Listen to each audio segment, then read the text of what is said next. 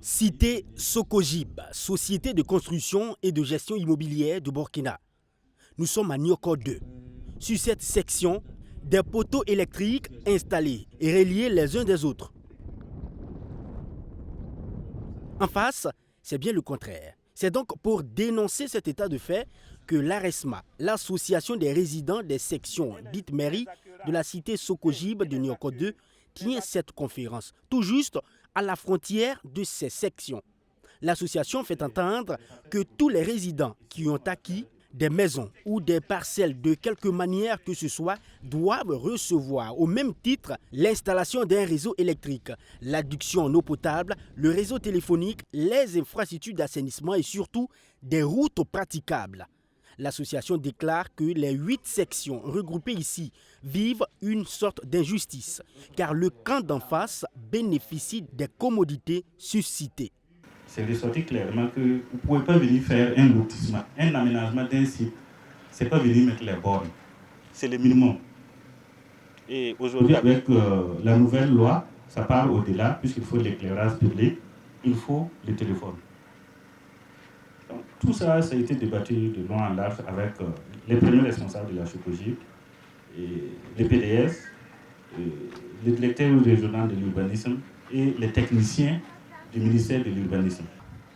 Et c'est parce qu'on n'a pas respecté ce même texte pour viabiliser chez nous qui pose effectivement problème.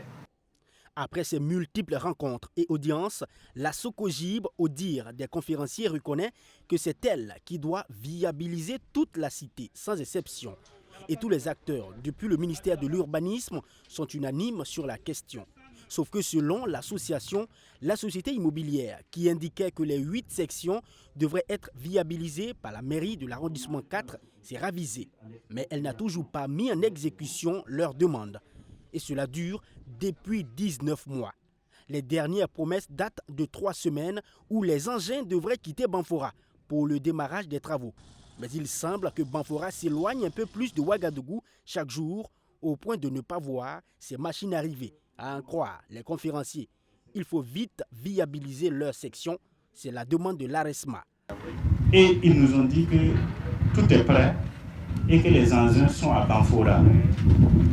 Et que peut-être demain ou après-demain, c'est ce qui est ressorti, maximum 3 semaines, les travaux devaient commencer. Le promoteur immobilier qui est à la Sokojib a reconnu que c'est elle qui doit viabiliser toute la cité, mais n'a pas encore commencé les travaux. C'est à la Sokojib de s'exécuter.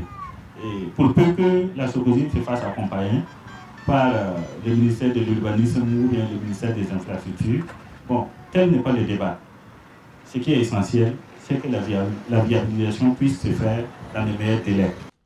Contactés par les exécutants du projet, ils ont reconnu leur responsabilité pour la viabilisation de toute la cité de Nioko 2, effectivement. La société dit ne pas se dérober. D'ailleurs, les études d'impact ont été effectuées dans ces sections. Les tracés des routes ont déjà démarré. Aussi, nous confie le responsable du suivi des chantiers, tout en rassurant que d'ici peu, les travaux devraient démarrer complètement.